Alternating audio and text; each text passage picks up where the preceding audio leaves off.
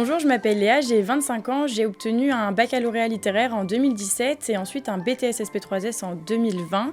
Actuellement, je reprends des études pour devenir assistante de service social à l'école Larift à Rezé et je suis également en apprentissage au conseil départemental de Loire-Atlantique.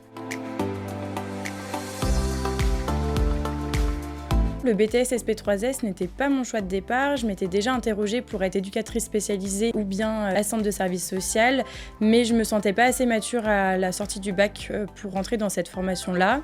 J'ai donc souhaité entreprendre une licence de psychologie, donc je suis allée à la fac un petit peu, 6 mois seulement, et au bout de 6 mois, je me suis rendu compte que la formation était trop théorique pour moi et que j'avais besoin d'une formation plus théorique et pratique. Et donc je me suis renseignée, le BTS SP3S me semblait le bon compromis en fait pour moi.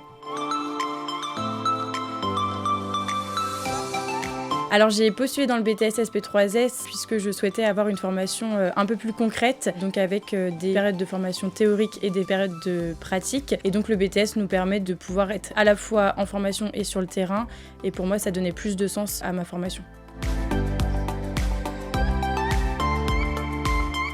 Actuellement, le BTS me sert toujours, que ce soit pour les politiques sociales, les dispositifs, les prestations, c'est indispensable dans ma formation actuelle. Et puis également, le BTS nous permet d'avoir de très bonnes capacités d'analyse, de rédaction qui sont également indispensables dans le métier d'assistante de service social. Et puis enfin, je dirais que les périodes pratiques de stage que j'ai fait en BTS me permettent à l'heure actuelle de pouvoir faire des liens avec ce que j'apprends en formation d'assistante de service social. Et puis enfin, je dirais aussi tout ce qui va être l'apprentissage des caractéristiques des différents publics qu'on accompagne.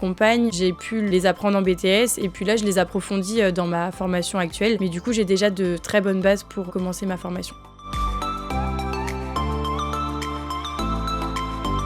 Tout d'abord, je tenais à dire que premièrement, c'est pas grave de pas savoir ce qu'on veut faire à la sortie du bac. Moi, personnellement, je me suis réorientée 2 fois. À l'heure actuelle, ça me sert toujours ce que j'ai appris pendant mes formations. Ce qu'il faut retenir, c'est que le BTS, faut s'investir à fond dans la formation. C'est 2 ans, mais ça passe relativement assez vite, notamment grâce au stage. Voilà, donc ça permet d'avoir un peu de concret dans la formation. Et le BTS, il permet également de pouvoir accéder à différents postes dans différentes structures, de pouvoir accompagner différents publics. Donc ça ne vous enferme pas dans quelque chose. Et au contraire, on peut également, après le BTS, poursuivre notre parcours professionnel comme moi je le fais actuellement. Ça peut aussi être par des licences professionnelles, voire un master. Donc c'est un BTS, voilà, à l'issue de celui-ci, vous êtes quasi assuré d'avoir un travail si vous vous êtes bien investi dans celui-ci.